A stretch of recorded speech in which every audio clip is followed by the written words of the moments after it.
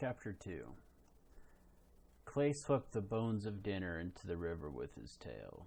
The striped white shapes bounced away in the current. Fires flickered around the edges of the great central cave. Echoing space yawned overhead, dripping with stalactites like huge teeth. The cave dome was big enough for 6 full-grown dragons to sit across with their wings extended. The underground river flowed along one wall, muttering and gurgling as if it were plotting its own escape. Clay glanced at the 2 small sleeping caves that opened onto the hall, currently empty, and wondered where the other dragonettes had gone while he was cleaning up. "Aha!" yelled a voice behind him. Clay threw his wings over his head. "What'd I do?" he yelped. "I'm sorry. It was an accident. Or if it's the extra cow, Dune said I could have it because Webbs would be out late, but I'm sorry and I can skip dinner tomorrow." A small snout poked his back between his wings. "Calm down, silly," Sonny said. "I wasn't ah-hahing at you." "Oh." Clay smoothed his crest and twisted around to look at her, the smallest and last hatched of the dragonettes. A pale lizard tail was disappearing into her mouth. She grinned at him. "That was my fierce hunting cry," she said. "Did you like it? Wasn't it scary?" "Well, it was certainly surprising," he said. "Lizards again? What's wrong with cows?" "Blech, too heavy," she said. "You look all serious." "Just thinking." He was glad Kestrel and Dune couldn't read minds like night-winged dragons. He hadn't been able to stop thinking about the idea of escape all through dinner. Clay lifted one of his wings, and Sonny nestled in close to him. He could feel the warmth from her golden scales radiating along his side. Sonny was too small and the wrong color, tawny gold instead of sand pale like most sandwings, but she gave off heat like the rest of her tribe. "Dune says we should go study for an hour before bed," she said. "The others are in the study cave already." Dune, the maimed dragon who taught them survival skills, was a sandwing, and so was Sonny, more or less. There was something not quite right about the littlest dragonette. Not only were her scales too golden, but her eyes were gray-green instead of glittering black. Worst of all, her tail curled into an ordinary point like the tails of most dragon tribes, instead of ending with the poisonous barb that was a sandwing's most dangerous weapon. As Kestrel often said, Sonny was completely harmless, and what good was a harmless dragon? But her egg fit the instructions in the prophecy, so she was their wings of sand, whether the talons of peace liked it or not. Of course, there were no wings of rain in the prophecy at all. The dragonettes had all heard, many times over, about how Glory was a last-minute substitute for the broken Skywing egg. Kestrel and Dune called her a mistake and growled at her a lot. Nobody knew whether the prophecy could still happen with a Rainwing instead of a Skywing. But from what Clay knew of Skywings, he was very glad they had Glory instead of another grumpy, fire-breathing Kestrel under the mountain. Besides, if anyone was likely to mess up the prophecy, it was him, not Glory or Sonny. "Come on," Sonny said, flicking him with her tail. He followed her across the central cave. Twisting stone tunnels led off in 4 directions. One to the battle area, one to the Guardian's cave, one to the study room, and one to the outside world. The last was blocked with a boulder too big for any of the dragonettes to move. Clay stopped and pushed against the rock with his shoulder as they went by. He often tried to open it when the big dragons weren't around. Someday it would move when he did that. Maybe not a lot, but even a tiny shift will let him know he was finally getting close to full grown. He felt big. He was constantly bumping into things and accidentally knocking stuff over with his tail or his wings. Not today, he thought ruefully when the boulder didn't budge. Maybe tomorrow. He followed Sonny down the tunnel to the study room. His enormous feet and thick claws thumped and scraped along the stone floor. Even though he lived under the mountain his whole life, it still hurt to walk on bare rock. He was constantly stubbing his talons, and they always ached by the end of the day. Tsunami was strutting around the study cave, barking orders. Sunny and Clay sat down by the entrance, folding their wings back. A breath of air drifted down from the hole in the roof far overhead, the only window to the outside in any of the caves. At night, without the distant hit of sunlight, the room felt colder and more hollow. Clay stretched up and sniffed at the darkness that had fallen on the other side of the hole. He thought it smelled like stars. A map of Furia hung on the wall between the torches. Tsunami and Starflight loved staring at the map, trying to figure out where their hidden cave was. Starflight was pretty sure they were somewhere under the claws of the Clouds Mountains. Skywings preferred to live high among the peaks, so anything could happen in the deep caves below without being noticed. All this history is so confusing, Sunny murmured to Clay, swishing her tail back and forth. Why don't the three sides just sit down and talk out an end to the war? That would be great, Clay said. Then we could stop studying it. Sunny giggled. Stop that, Tsunami said bossily, stamping her feet at them. No whispering. Pay attention. I'm assigning parts. This is not proper studying, Starflight pointed out. His black nightwing scales made him nearly invisible in the dark shadows between the torches. He swept a few scrolls between his talons and began to neatly sort them into stacked triangles. Perhaps I should read to everyone instead. Dear moon's anything but that, Glory said from the ledge above him. Maybe later when we're trying to fall asleep. Her long, delicate snout, glowing emerald green with displeasure, rested on her front paws. Ripples of iridescent blue shimmered across her scales, and tonight her tail was a swirl of vibrant purples. If it weren't for Glory, Clay thought, none of them would know how many colors there were in the world.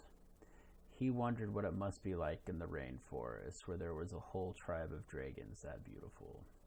Shush, Tsunami scolded. Now obviously, I'd be the best queen, but let's make Sunny the queen, since she is a real sandwing. She bustled over and pushed Sunny into the center of the cave. Well, sort of, Glory muttered under her breath. Sit. Starflight flicked her with his tail. None of the dragonettes ever talked about why Sunny didn't look like a regular sandwing. Clay's guess was that her egg had been taken from the sand too early. Maybe sandwing eggs needed the sun and desert sand to keep them warm until hatching, or else they'd come out half-baked and funny-looking, although personally, he thought Sunny looked just fine. Tsunami capped her talons on the cave floor, studying her friends. Clay, you want to play the scavenger. That's hardly fair, Starflight pointed out. He's twice Sunny's size. A real scavenger would be smaller than her, according to the scroll over here. It says that scavengers have no scales, no wings, and no tail, and they walk on two legs, which sounds very unstable to me. I bet they fall over all the time. They like treasure nearly as much as dragons do. The scrolls say scavengers attack lone dragons and steal. Oh my gosh, we know, Glory snapped. We were all here for the fascinating lectures about them. Don't make me come down there and bite you, Starflight. I'd like to meet a real scavenger, Clay said. I'd rip off its head and eat it. He pounded his front talons on the stone below him. I bet it would taste better than the mouthfuls of feather Kestrel keeps bringing us. Poor, hungry Clay, Sunny teased. When we're free, we'll go find a scavenger nest and eat all of them, Tsunami promised, nudging Clay with one wing. Sunny blinked at her. When we're free? Oops. Tsunami and Clay exchanged glances. Sunny was sweet and trusting and absolutely terrible at keeping secrets. I mean, after we fulfill the prophecy, of course, Tsunami said. Clay, be the scavenger. Here, this can be your claw. She swung her long tail in an arc and smashed a stalagmite loose. Shards of rock flew across the cave, and the other dragonettes ducked. Clay hefted the sharp rock spear in his claws and grinned wickedly at Sunny. Don't actually hurt me, she said nervously. Of course he won't, Tsunami said. We're just acting it out, and the rest of us will be the princesses. I'll be Burn, Glory, can be Blister, and Starflight will be Blaze. I had to be a princess last time too, Starflight observed. I'm not sure I like this game. He stretched his wings, and the scattered silver scales underneath glittered like stars in the night sky.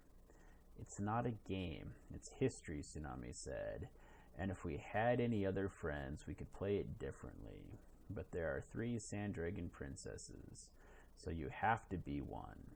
So stop complaining.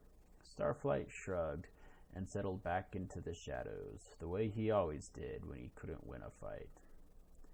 All right, go ahead, Tsunami said, hopping onto the ledge next to Glory.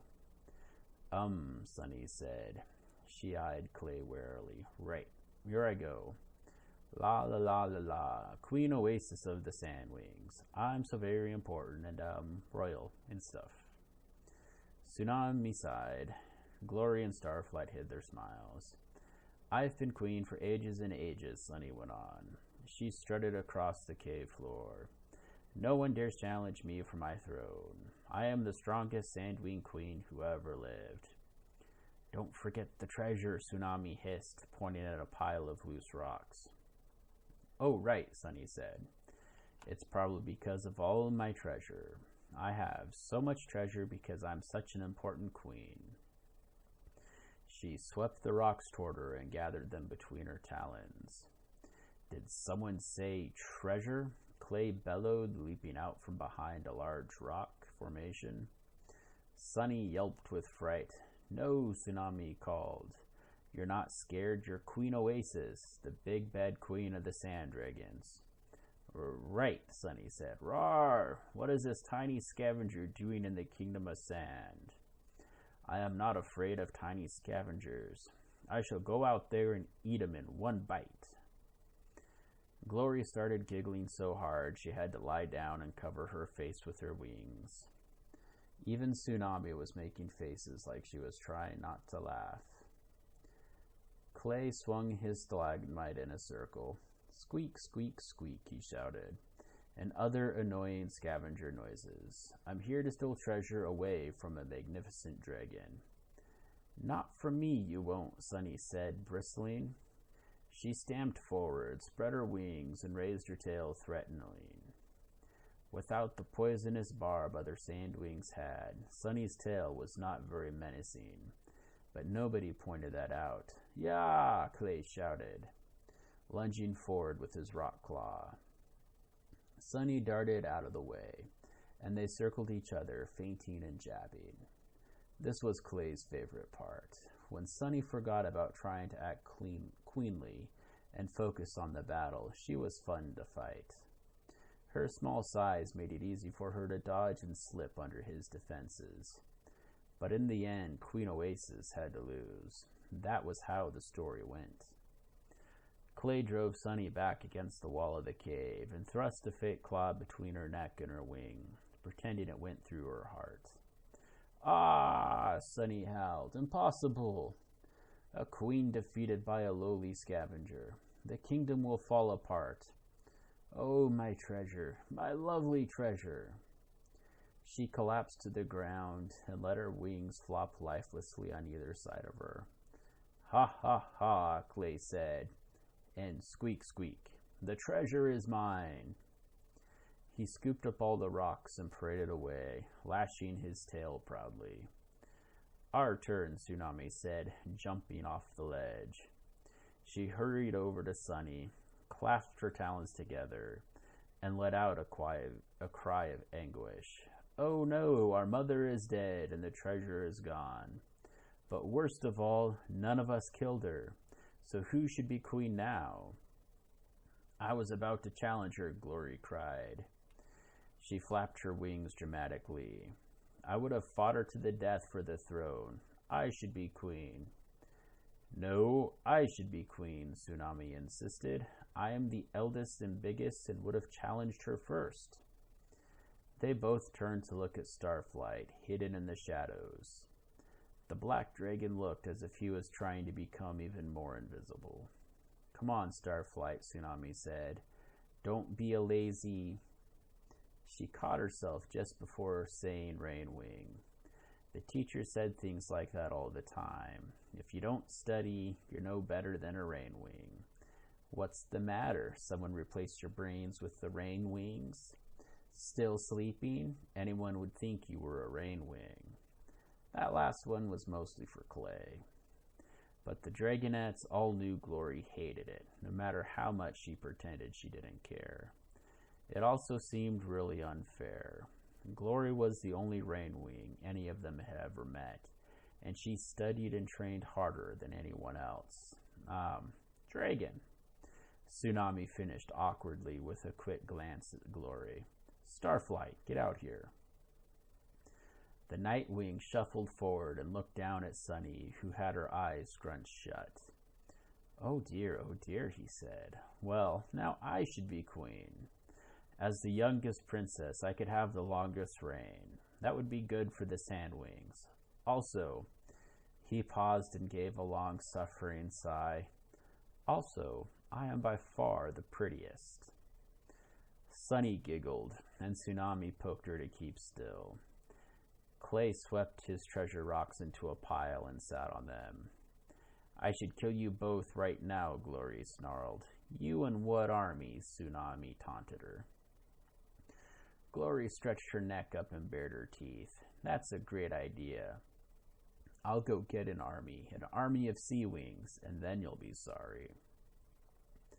You're not the only one who can make alliances, Tsunami said.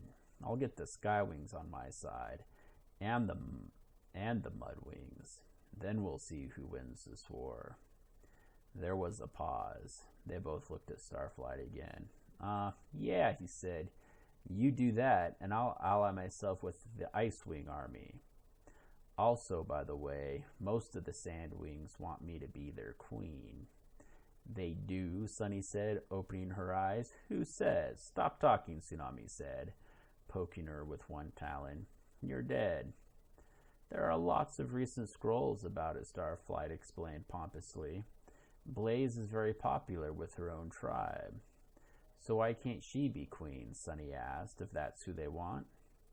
Because Burn is bigger and scarier and could crush her like a bug if they actually fought claw to claw. Glory chimed in. And Blister, that's me, is smarter than both of them put together. She knew she couldn't kill Burn in a regular duel.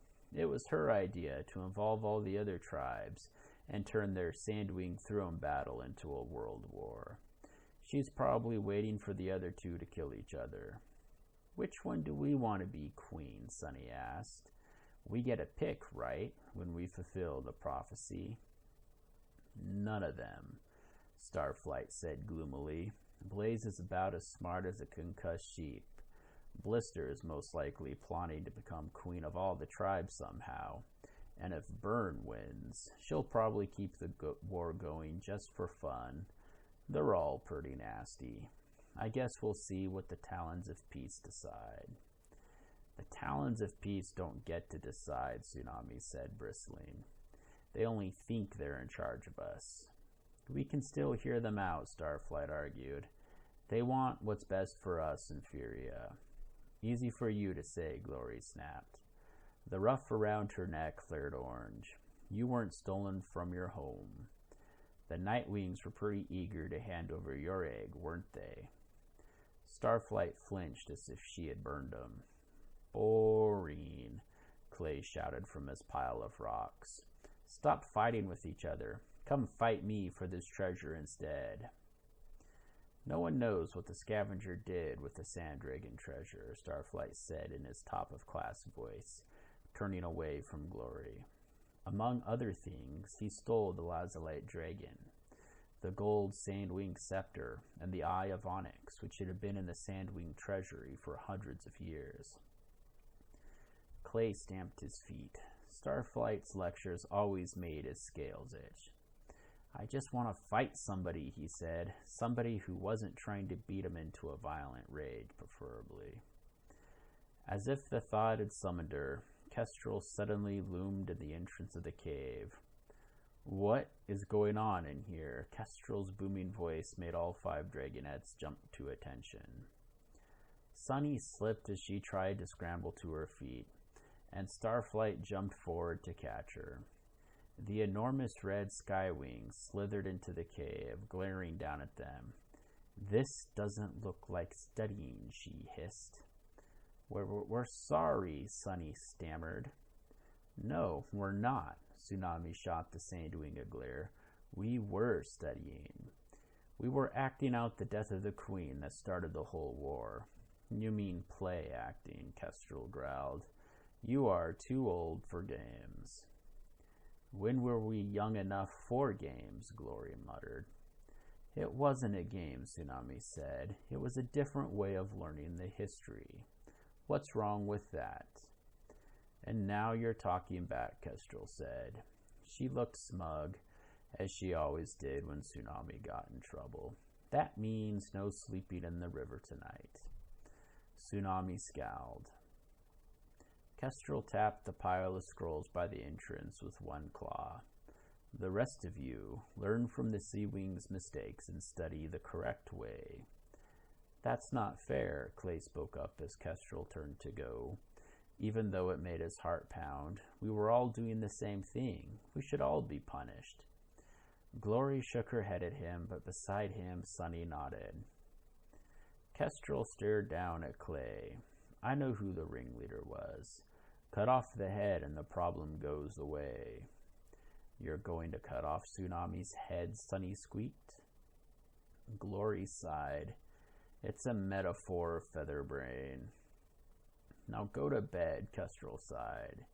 She turned and swept out of the cave, knocking over Starflight's neat stacks of scrolls as she went. Clay nudged Tsunami's dark blue shoulder with his snout. Sorry, we tried. I know, thanks, Tsunami said, brushing her wing against his. Hey, Sunny, would you mind taking those scrolls back to our sleeping cave? The small gold dragon brightened. Sure, I can do that.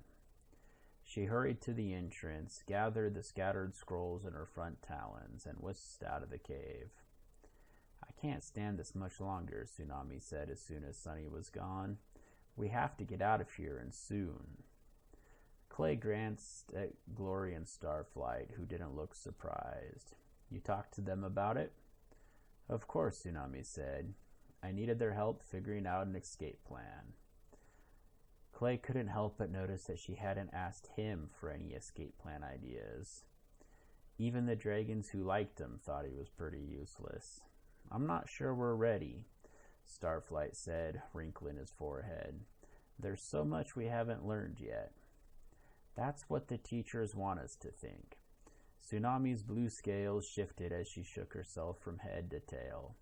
But we'll never know until we get out of these horrible caves and see the world for ourselves. What about the prophecy? Clay asked. Shouldn't we wait 2 more years? I don't see why, Glory said. I'm with Tsunami. Destiny is destiny, right? So whatever we do must be the right thing. We don't need a bunch of ancient dragons telling us how to save the world. They're not in the prophecy. When do we tell Sunny? Starflight asked, glancing at the cave's dark opening. Not until the last minute, Tsunami said fiercely. You know she can't keep a secret. Starflight, promise you won't say anything to her. I won't, he said. She's not going to like it, though. She thinks everything is great here. Of course she does, Tsunami said. She doesn't care that we get treated like cracked eggs, even though we're supposed to be the key to peace or whatever. She cares, Starflight said defensively. She just doesn't whine about it. Youch, said Glory. Tsunami whirled to glare at Starflight, her gills pulsing. Say that to my face. I am saying it to your face, he said. Or was I saying it to your rear end? It's easy to get the two confused. He ducked behind Clay before Tsunami could even bare her teeth at him. Hey, stop. Quit snarling at each other like mini kestrels, Clay said, standing up to keep his bulk between Tsunami and Starflight. Nobody's happy here. Sunny deals with it differently, that's all. But remember what we decided. We five stick together, or else everything gets worse, right? Starflight hunched his wings forward, muttering. Clay's right, Glory said. The last thing we want is to be like Kestrel or Webbs or Dune. Tsunami hissed for a moment, then shook herself. All right, I know I'm trying. But this place is slowly killing me, she said.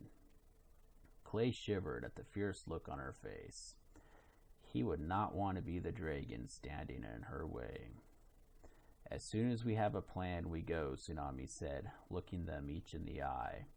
Let them force our destiny on us when they can't find us anymore.